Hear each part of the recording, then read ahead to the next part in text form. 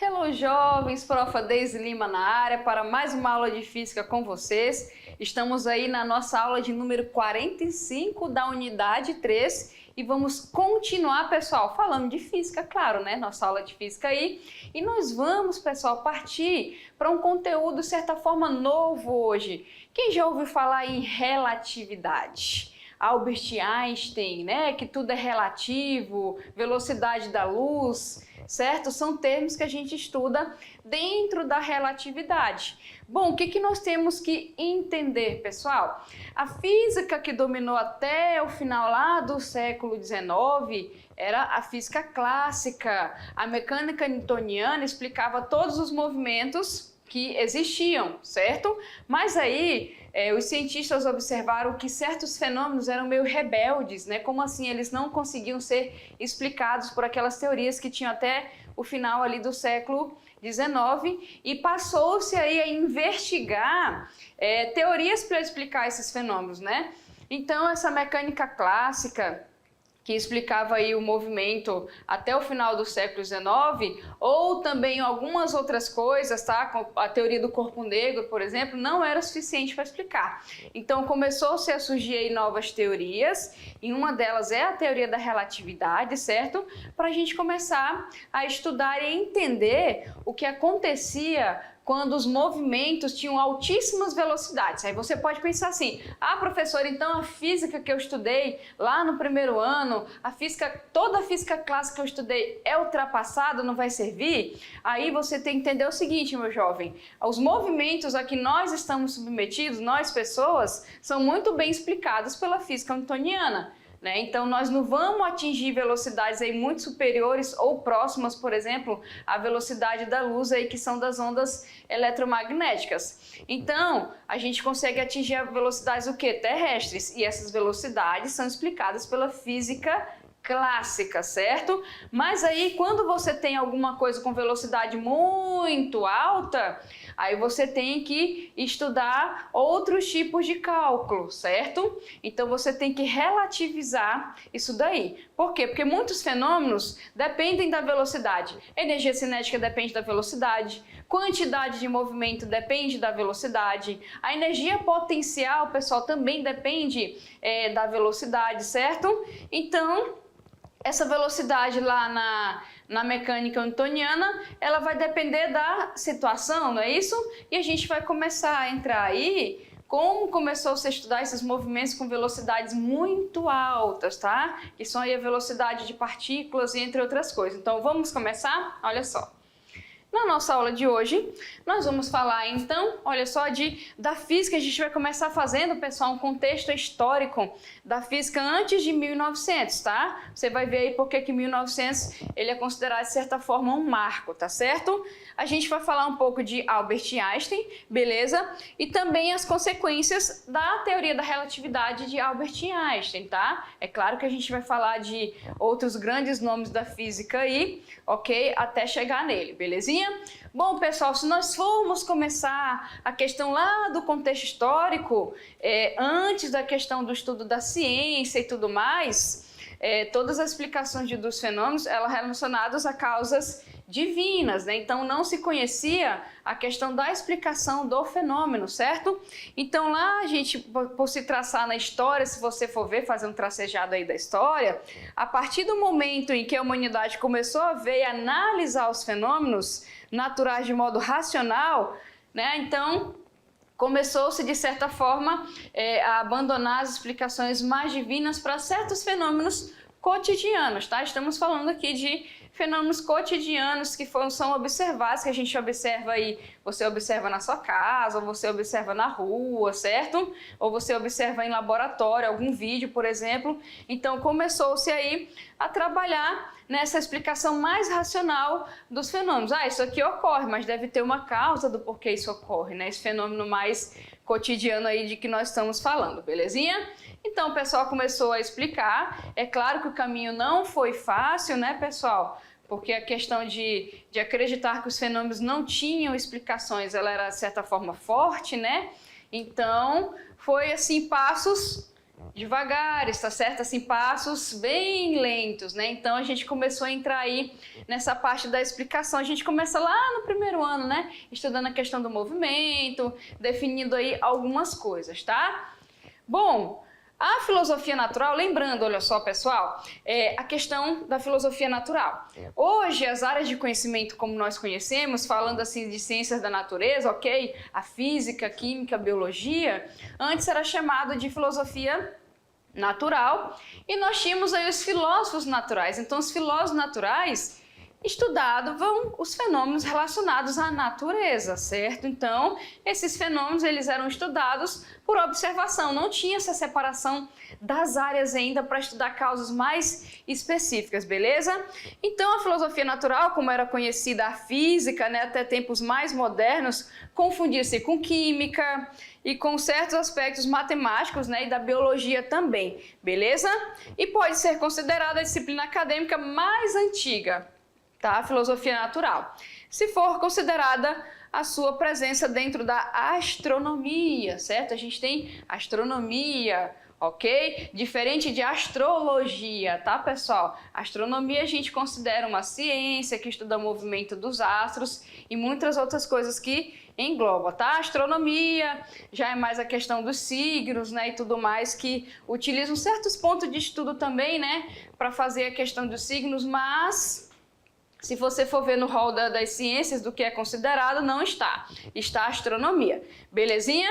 Então, a astronomia, ela entra nessa parte da filosofia natural por causa das observações dos céus, né, pessoal? Que o pessoal começou a estudar bem antigamente a questão das observações, até para servir na questão das navegações, influenciar nas estações, né, para plantações e tudo mais. Então, essa observação aqui, ela regia, sempre regeu, de certa forma, a vida, né, dos seres humanos, ok? E as primeiras tentativas lá de racionais de explicação da natureza vieram com os higianos e com povos aí mais gregos, né? O grego tá em tudo, né, pessoal? Então, os higianos e os gregos aí mais antigos, tá? Eles tentaram vir com essas primeiras explicações racionais aí para observação de fenômenos, principalmente dos céus. Belezinha? Fechado? Bom, continuando a nossa viagem histórica, agora a gente vai chegar lá na Grécia Antiga, tá? Lá na Grécia Antiga você vai lembrar de Galileu, você vai lembrar dos antecessores de Galileu, Giordano Bruno, tá certo? Então lá na Grécia Antiga, após ter visto um momento de esplendor, certo? Tendo como nome, tem Aristóteles, quando a gente fala de Grécia Antiga, né? Olha só, a física entrou em declínio na Idade Média, tá certo? Então ela teve aí um certo apogeu, quando a gente fala aqui na Grécia Antiga, e na Idade Média ela deu uma declinada, tá certo? Tendo revivido apenas no Renascimento durante a Revolução Científica, né, pessoal? É que ela voltou a vir com mais força aí, belezinha? Aqui, olha só, tem uma fotinha do Giordano Bruno, beleza? Ele foi condenado, né, por defender uma visão do universo original na época. Então, por isso que a gente fala que na Idade Média a física deu uma estagnada, justamente por ter influência forte, né, dos fenômenos, estar relacionados a causas mais divinas e também colocar a Terra como o centro de tudo do universo, né? Então, por ter essa visão, muitas coisas elas pararam de ser estudadas e tudo mais. E por ter essa visão também, né, as pessoas que eram contrárias a essa visão, elas acabavam aí sendo condenadas, sofrendo certas penas por defender esse tipo de visão, tá? Que para a época, assim, para grande maioria das pessoas não era aceitável, tá? Tirar o ser humano do centro do universo e colocar o Sol, tá bom? Então a gente tem aí, ok? A observação dos céus também, tá bom? Lá com os gregos e tudo mais, começaram a fazer essas observações aqui lá no Renascimento, Revolução Científica, voltou a ter mais essas observações, belezinha? Bom, pessoal, chegando em Galileu Galilei, tá? Que é um dos grandes nomes que a gente vê dentro da física aí, é considerado o primeiro físico em seu sentido moderno, adotando a matemática como ferramenta principal. Então ele adotou a matemática para quantificar certos fenômenos e assim conseguir explicá-los, tá bom? Já dotado de um método científico, a física teve uma notável evolução com Isaac Newton. Então, o método científico é quando você pega uma observação, ela passa de teoria, passa por uma série de processos e você consegue provar isso daí, certo? Então, você tem uma teoria. Tem uma série de processos que você tem que submeter essa teoria para que você consiga provar, para que vire uma lei. Então, estabelecendo um método científico, método racional, tá certo? Para a explicação dos fenômenos, aí a física deu mais uma subidinha, tá bom? E veio aí Isaac Newton, estudou muitos trabalhos dos seus antecessores, escreveu muitos trabalhos também, né, o cálculo diferencial integral, que é utilizado principalmente quando você estuda em cursos de engenharia, cursos de física aí na faculdade. Quem fez, né, quem escreveu foi Newton, tá? E ele consegue quantificar uma série de fenômenos utilizando esse cálculo diferencial e integral, tá bom, pessoal? Bom, olha só, Isaac Newton ele realizou a primeira grande unificação da física, a unir céus e terra sob as mesmas leis da física, que foi a gravitação universal. E na gravitação universal, ele justamente conseguia explicar movimentos, né, pessoal, dos corpos aqui do sistema solar, de acordo com o que ele formulou, belezinha? Ok? E aqui a gravitação mantém os planetas em órbita ao redor do Sol, ok? Então antes não se sabia por que esses planetas se movimentavam assim. O que era aceito antes? Ah, a Terra está aqui no centro, o Sol e os demais planetas estão aqui em movimento em torno da Terra. Mas por que isso acontece? É assim mesmo? Né? Então foi visto que não. Tem explicação, Newton, Galileu falou, depois veio Newton, né, com a gravitação universal para explicar esses movimentos aqui. Belezinha? Fechado?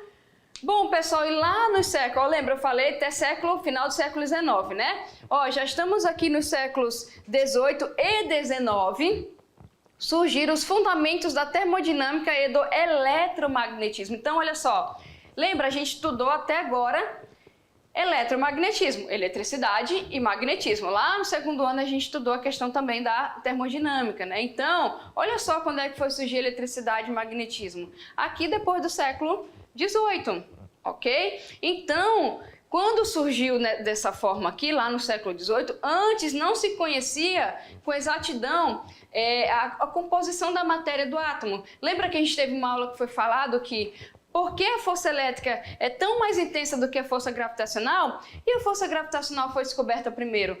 Porque no nível da mecânica quântica se estudava os fenômenos a nível que? Macroscópico. A gente não olhava para o que tinha dentro ainda, certo? Que é o átomo, aí vamos quebrar o átomo. Tem lá, né, as partículas que constituem a matéria, que constituem o átomo, certo? Aí começou a se estudar aquilo, ok? Aí veio a questão das interações elétricas, das interações magnéticas, que um induz o outro, certo? De acordo com certas condições. Aí veio lá, pelo século XVIII e XIX, a questão aí da termodinâmica, né? Dos fundamentos da termodinâmica e também do eletromagnetismo, belezinha, pessoal? Quem se destaca aqui, vamos dar uma olhadinha, Rudolf Clausius, certo? Lá na termodinâmica. James Precourt, certo? Joule, né? O Joule aqui, certo? Michael Faraday lá dentro do eletromagnetismo também já, né? E também o Joule também dentro do eletromagnetismo, certo? E, pessoal, lembrando que com a manipulação, vamos dizer assim, e conhecimento da questão do eletromagnetismo, a gente começou a entender a questão tecnológica, né? Quando começou-se a estudar a questão do eletromagnetismo, veio mais avanços tecnológicos, certo? Dominou-se a questão também das ondas, não é isso? O estudo das ondas. Então, a gente tem várias tecnologias que são devidas à questão do eletromagnetismo, tá? Então, eu coloquei algumas fotos aqui, ó.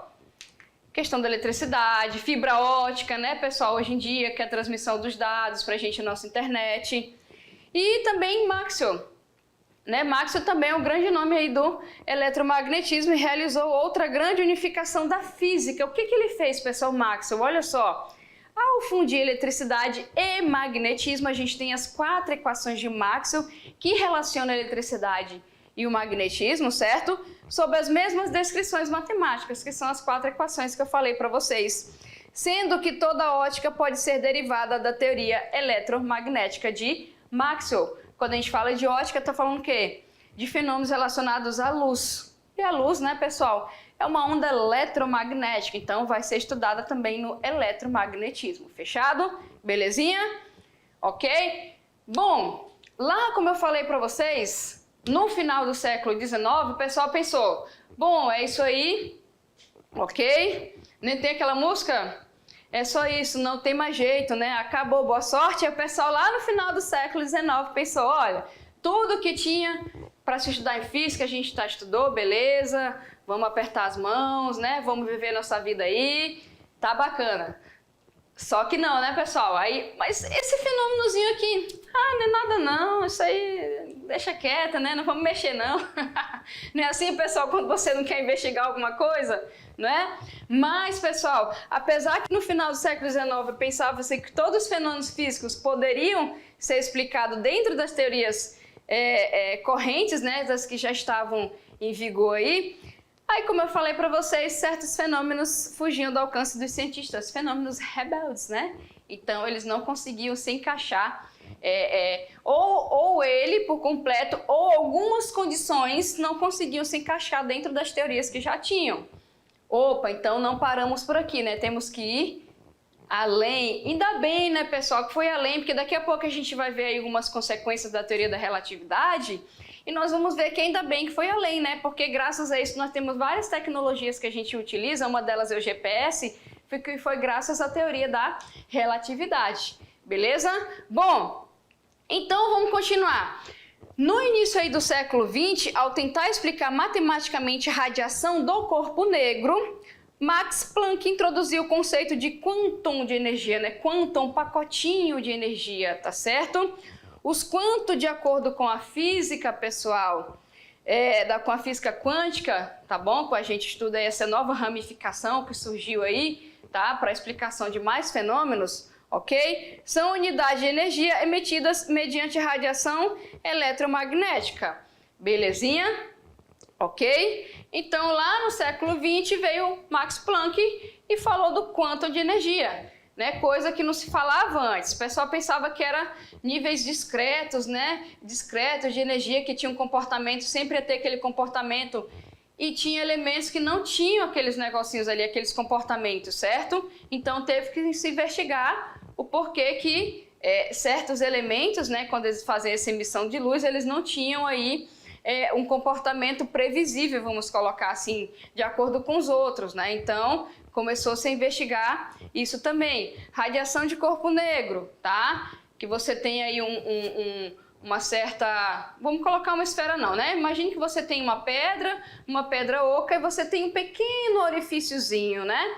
Se você jogar radiação ali dentro, ela vai ficar batendo na parede, ali por dentro não vai conseguir quase nada sair, certo? Então a gente pode falar que essa cavidade com o orifíciozinho se comporta como corpo negro, porque está absorvendo essa radiação que é emitida, não está refletindo, tá certo? Então, o Planck, ele começou a estudar essa questão da radiação, né, pessoal, do corpo negro aí, e colocou a questão do quantum de energia. Bom, aí, indo mais um pouquinho, a gente tem também lá no início do século XX aí, ok?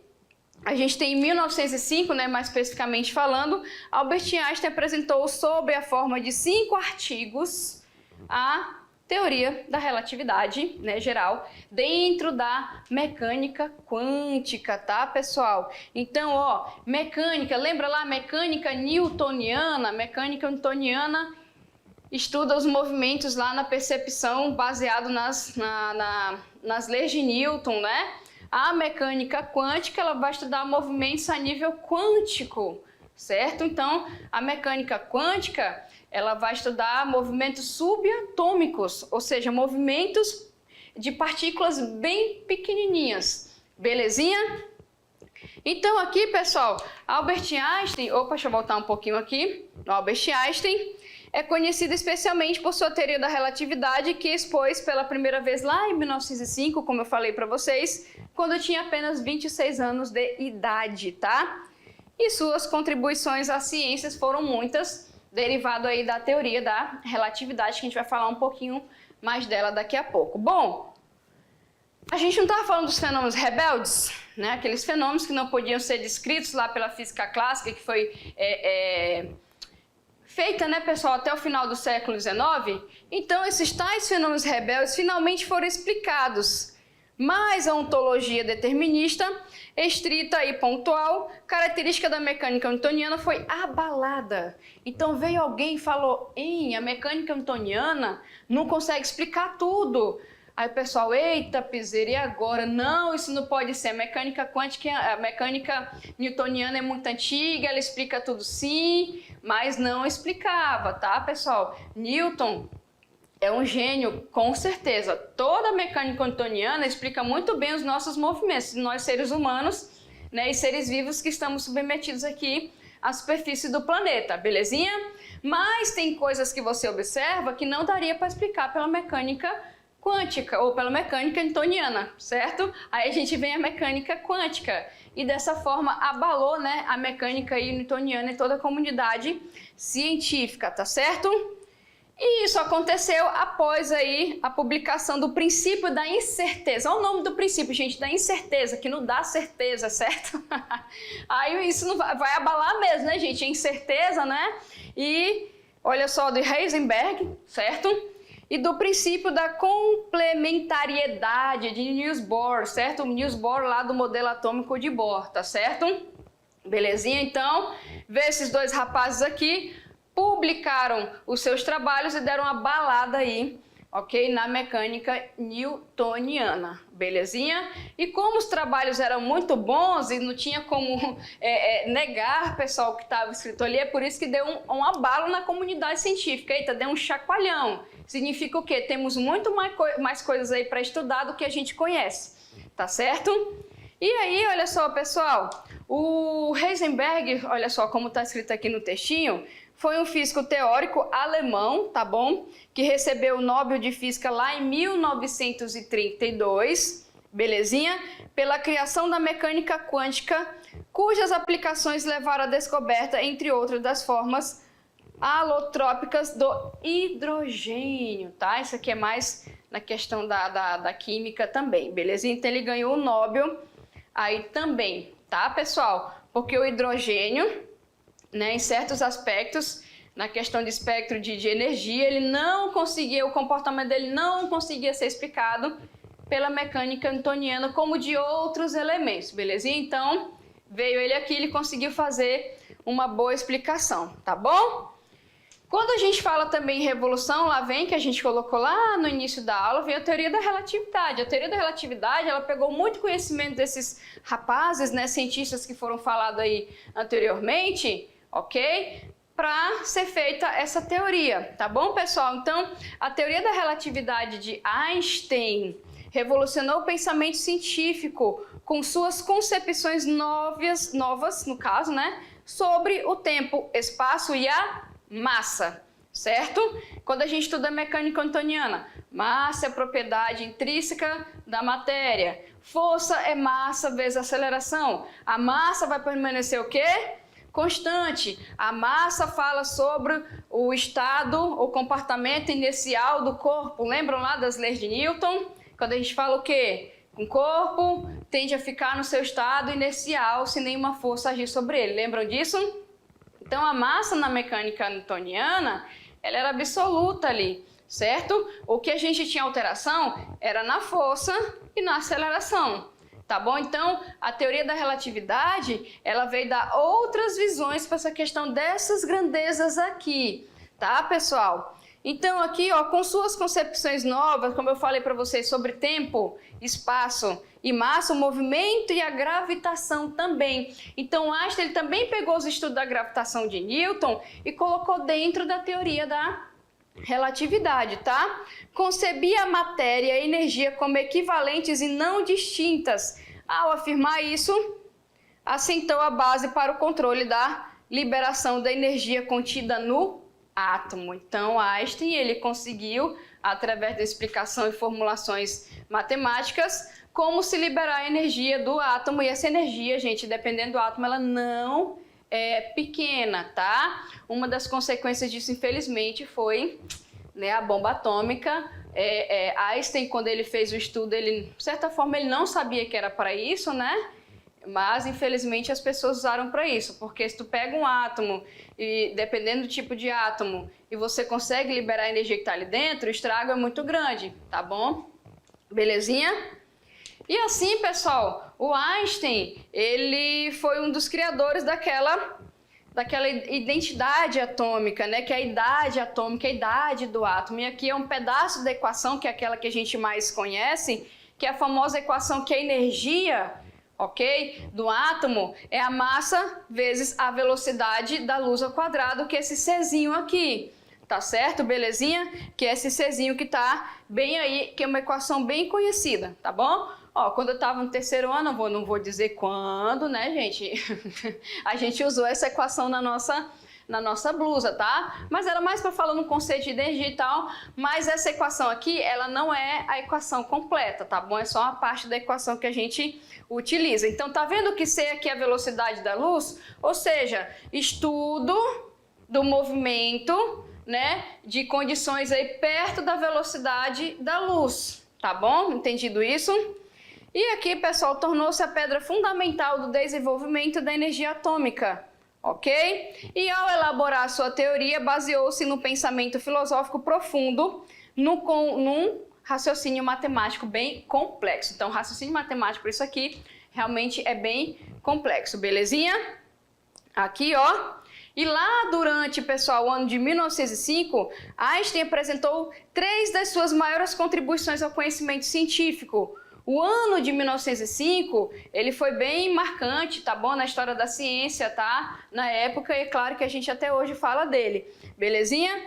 Pois ele escreveu 3 trabalhos publicados no período científico aí, no periódico, né, científico alemão, um conjunto lá de trabalhos importantes e tudo mais, intitulado ali, olha só, Anais de Física, né, pessoal? Que era publicado os trabalhos de maior relevância, os trabalhos mais importantes.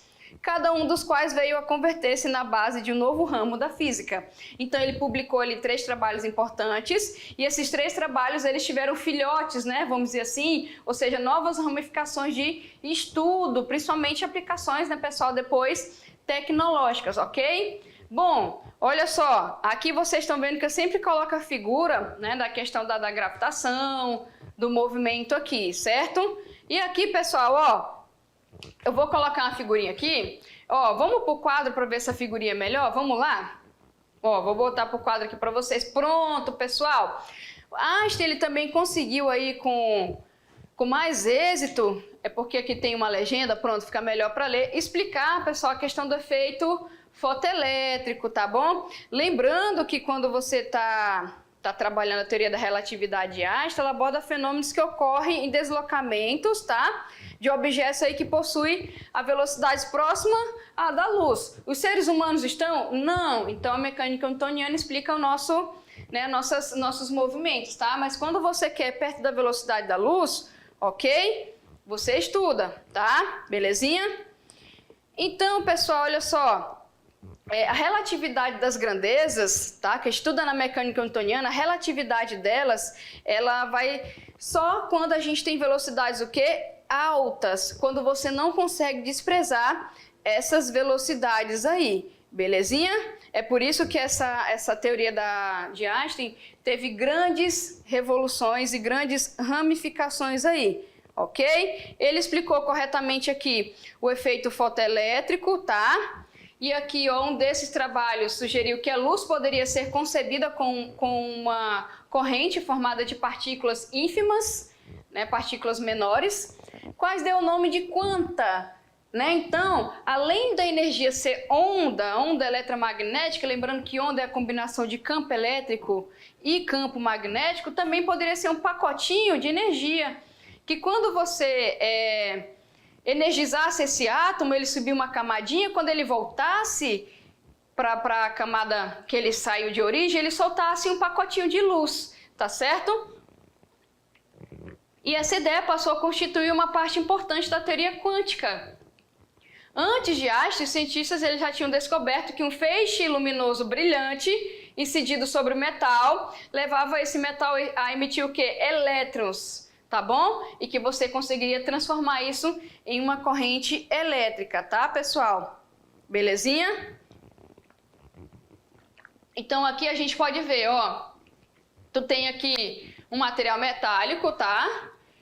Esse material tem aqueles elétrons, lembra, gente, que a gente fala que geralmente o material metálico ele tem mais essas partículas livres, não é isso? Quando você incide aí, ó, um feixe de luz, você consegue tirar desse metal elétrons. Esses elétrons, se eles forem direcionados, tu pode criar uma corrente elétrica. Belezinha? É isso que ele queria falar com isso daqui, tá bom? Bom, a obra de Einstein ajudou a comprovar a teoria quântica, ao mesmo tempo que deu aí ao efeito fotoelétrico uma explicação impossível de conceber, enquanto os cientistas continuassem a afirmar que a luz o quê? Se propagava exclusivamente através de ondas. Ou seja, você não está tirando o fato de a luz, pessoal, se propagar através de ondas, ok? Nós estamos só acrescentando um caráter dual à luz. O que é um caráter dual? Ela, dependendo da situação, ela pode ser partícula, ela pode ser onda. Quando ela é radiação, ela vai ser o quê? Uma onda eletromagnética. Quando você trabalha a questão do efeito fotoelétrico ali, quando você emite um feixe de luz ali, você energiza aquela partícula que está ali e ela solta um pacotinho de luz, aí a gente tem um caráter dual da luz. Belezinha? Ok, pessoal? Então, olha só. Quando a gente coloca aqui também no segundo trabalho de Einstein, intitulado A Eletrodinâmica dos Corpos em Movimento, Einstein apresentou a teoria da relatividade restrita, tá bom? Em virtude dessa teoria que mostra a relatividade do tempo, então tempo relativo, tá? Então ele fala aqui do tempo relativo, belezinha? Essa ideia na mecânica newtoniana jamais, tá, pessoal? Ok? Então, como ele conseguiu fazer isso daqui e teve uma matemática bem rígida para provar isso daqui, o nome dele passou a ser bastante conhecido, tá? Ele ganhou o Nobel pelo efeito fotoelétrico, tá certo? E aqui, olha só, ele demonstrou o seguinte nesse estudo. Aqui é um cálculozinho, a gente vê esses cálculos mais na universidade, tá? Quem cursa aí o curso de física, tá certo? E ele mostrou a equivalência entre massa e energia. Tá bom? E tá aqui de novo a famosa equação dele, tá certo? Belezinha? E o terceiro trabalho, pessoal, que também ele foi publicado, a gente falou que são 3, né? Efeito fotoelétrico, aqui deixa eu voltar um pouquinho para vocês, ó, eletrodinâmica dos corpos, para mostrar a questão da liberação da energia do átomo. E o terceiro trabalho, em 1905, que dizia respeito ao movimento browniano, tá? Um movimento em zigue-zague de partículas microscópicas suspensas num líquido ou num gás, tá? Porque o pessoal não sabia que essas partículas se movimentavam dessa forma, beleza? Mas elas se movimentam em zigue-zague, tá bom? E, consequência disso, esse movimento confirmava o quê? A teoria atômica da matéria. Se você digitar no Google, pessoal, tem videozinhos lá, bota fluido não newtoniano, você vai ver o fluido não newtoniano, tu vai ver algo parecido com isso aqui. Tem uns videozinhos bem legais na internet, belezinha? Ok? E aqui, pessoal, lá a gente parou em 1905, né? Agora a gente vai para 1915. O Einstein anunciava ter desenvolvido a teoria da relatividade generalizada, baseada na sua teoria sobre a relatividade restrita. Em sua teoria generalizada, ele tentou expressar todas as leis da física através de equações covariantes, ou seja, equações que têm a mesma forma matemática, tá? Qualquer que seja o sistema de referência, aqui são aplicadas, tá, pessoal? Então, ele tentou fazer isso daí, belezinha? Lembrando que a teoria da relatividade restrita estuda os fenômenos em relação a referenciais inerciais, tá certo? E a da relatividade geral, ele aborda fenômenos do ponto de vista não inercial, belezinha? Ok? Elas foram propostas também em tempos diferentes, tá, pessoal? Então, depois aqui, lá em 1915, a gente pode até ver pelo tempo, ele quer propor uma equação que a gente consiga explicar os movimentos independente aí do ponto de referência que são aplicados, belezinha? Fechado? Ok? E aqui, olha só, continuando, e ele queria pegar, voltando aqui rapidinho, ó, ele queria escrever essas equações aqui, tá bom? Essas equações covariantes aqui, ó, equações que têm a mesma forma matemática, qualquer que seja o sistema de referência, ok? E ele tentou fazer aqui também, pessoal, o que ele fez, na verdade, né? Isso 5 anos depois aqui, a teoria do campo, a teoria unitária do campo, tá? Einstein, ele não se sentiu inteiramente satisfeito. Então, ele publicou 3 grandes trabalhos lá em 1905. Em 1915, ele tentou fazer esse conjunto de equações covariantes. Em 1920, ele veio com essa teoria unitária do campo, tá? Ok? E aqui, ó, ele não sentindo satisfeito com a teoria da atividade aí, da relatividade, né, pessoal, generalizada para as atividades aí, pois ela não incluía o eletromagnetismo. Pô, como é que eu vou deixar, pensou ele, o eletromag de fora, tá certo? Ao aproximar-se do fim da década de 20, tentou incorporar numa só teoria tanto os fenômenos eletromagnéticos quanto os gravitacionais. Aqui, pessoal, é um mega desafio, tá? Tu pegar eletromagnético e tentar fazer uma unificação com gravitacional é um trabalho bem gigantesco, tá certo? Até fiquei emocionada aqui. E aqui, teoria denominada unitária do campo, ou seja, ele queria uma teoria só, para explicar 2 coisas aqui, ó, bem distintas, tá certo? Belezinha? Então, lembrando, quando aí tu tem as leis da física são as mesmas em todos os referenciais iniciais, é um postulado dele, tá bom? E quando ele fala também que a velocidade da luz no vácuo tem o mesmo valor para qualquer referencial inicial, também é um postulado desse, tá, pessoal? E nesse sentido, a relatividade aqui, ela vai ser bem importante, tá, pessoal? Ela vai ser bem importante. Ok? Quando você trabalha, lembra eu falei mecânica quântica? Mecânica quântica, a teoria aqui então vai ser muito importante quando tu tem partículas subatômicas. Por quê? Apesar de carros, por exemplo, e aviões não poderem se movimentar, não se movimentam perto aí da velocidade da luz, ok? Na verdade, partículas no geral, né, nada se compara à velocidade da luz, mas quando você tem partículas subatômicas muito rápidas, certo? Podendo alcançar aí velocidades bem próximas da luz, aí você tem que essa teoria da relatividade, ela é bem importante, tá bom? Então, consequências que a gente tem disso daí, pessoal, dos postulados da teoria da relatividade, a gente tem um conjunto importante, certo? De corolários que afetam as propriedades do espaço e do tempo, tá bom? E aqui, lembrando que é uma das mais famosas teorias, né? E ela tem uma grande complexidade relacionada aí à questão dos cálculos e tudo mais, tá certo? Mas assim, hoje em dia o pessoal conseguiu simplificar mais a questão do entendimento, né, do referencial inicial e tudo mais. Bom, o que interessa no cotidiano, professora? A gente falou um bocado aqui, falou, né? Vamos para o cotidiano, pessoal? Magnetismo. Como é que a gente pode associar? Mas como a gente pode associar aos ímãs da geladeira, por exemplo? Se você considerar que o tempo é relativo, 2 pessoas próximas à velocidade da luz veriam 2 fenômenos diferentes ao observar o magnetismo.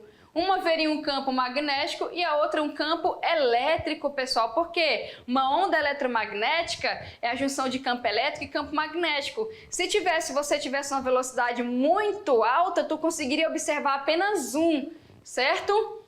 Ok? Ambos estão correlacionados e não há um único ponto de referência, então é relativo. GPS. Quem aqui nunca usou GPS, pessoal? A gente usa GPS direto, tá? Então, por exemplo, você vai fazer uma pedalada, tu vai botar um GPS na bicicleta, são os satélites que são disponíveis aí. E graças à teoria da relatividade, que leva em consideração muitos cálculos, tá? Se não fizesse esses cálculos aí relativísticos, certo? As consequências iam ser grandes. Por quê, professora? Um satélite, ele anda a 14.000 km por hora, então imagine, tá? Então aqui, ó, nossa localização GPS é calculada com o tempo de resposta entre os satélites que orbitam a Terra, eles estão em velocidades altas, tá? O problema é que esses satélites estão a uma altura de 20.000 km acima da Terra, ok, pessoal? E sofrem efeitos muito menores de gravidade em relação às estações terrestres e aparelhos de localização, tá certo? Belezinha? Então, todo mundo já utilizou GPS alguma vez. Ó, Olha aí, ó, que eu falei para vocês, some isso a velocidade aí de 10, 14 mil, né, quilômetros por hora aí dos satélites em órbita e teremos como resultado cerca de 7 microsegundos de diferença em relação a nós, ok? Parece pouco, gente? Parece, beleza? Mas aí tu tem implicaria uma variação de tempo aí de diferença de 10 quilômetros, né, na localização. Pensou? 10 quilômetros? Ia ser complicado, né, gente? 10 quilômetros aí, tá certo? Então, ainda bem que tem esses cálculos relativísticos para tirar toda essa diferença, ok? Outra aqui também, ó, energia atômica, que é outra comprovação da teoria da relatividade, que está presente aí nos dias atuais, tá?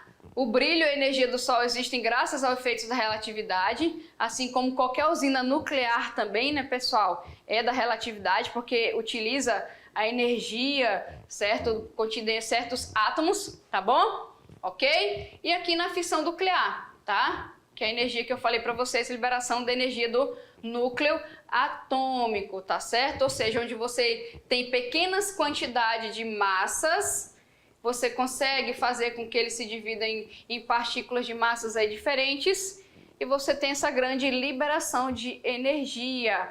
Funcionamento de TV velha também, pessoal, aquelas televisões enormes, né, com aqueles tubos aqueles tubos que tem os cátodos e os ánodos, né, que eles jogam canhões de elétrons, tá certo? Ok? Basicamente os elétrons são disparados, né, em alta velocidade por esses tubos, belezinha? 30% da velocidade da luz. Aí tu olha para que a televisão, tu não dava nada para ela, né? Na parte de trás da tela, tornando cada pixel individualmente visível, tá certo? E se você não tivesse esses efeitos da relatividade levado em consideração, tá? Os elétrons teriam uma margem de erro suficiente para não projetar os pixels, né, gente? Então você não veria a televisão aí, certo? E também, ó, para fechar, o ouro ser dourado, tá? Se os efeitos da relatividade não existissem, o ouro provavelmente seria mais azulado. O ouro, né, gente, é um átomo pesado e significa que os elétrons de camadas mais internas se movem muito mais rápido que o normal, beleza? Então você considera esse aumento de velocidade a uma distância menor aí, tá bom? Para poder, essa distância para orbitar um núcleo e diminui em camadas mais próximas, beleza? Ó, aumenta o momento que eu falei para vocês que depende da velocidade e, consequentemente, a ampliação, a energia e massa desse elétron, se a gente levar em conta a equação de Einstein. Belezinha? Então aqui, ó, para a gente ver a questão do ouro, né? A energia desses elétrons se torna próxima dos elétrons das camadas exteriores, resultando em absorção e reflexão de ondas de luz maiores que aos nossos olhos, e corresponde às cores amarelas, né, que são as maiores, né, gente, amarelo, vermelho, laranja. Ah, tá aqui também, ok? Belezinha? Se você não considerasse o efeito da relatividade, você veria azul ou violeta. E por último, gente, o mercúrio ser líquido. Sério, professora, que a relatividade está nisso também? Tá, meu jovem, ok? A gente pode encontrar o mercúrio no estado líquido na natureza, pelo mesmo motivo do ouro ter sua coloração única. Acontece assim, como no caso anterior, né? A gente tem um metal aí pesado, tá, gente? E seus elétrons sofrem a mesma aceleração próximo ao núcleo, tá? Então tem que considerar esses efeitos aí relativísticos, tá bom? O aumento da massa aí dos elétrons torna o ligamento entre seus próprios átomos fraco. Essa ligação fraca entre o próprio elemento químico do mercúrio é o que o torna o quê? Líquido. Porque se essa ligação, pessoal, que une essas moléculas aí fosse mais forte, ele seria sólido. Belezinha? Fechado? Que é como a gente tem os sólidos, ok? Bom, mas depois eu volto com mais conteúdo de física para vocês. Tchau, tchau.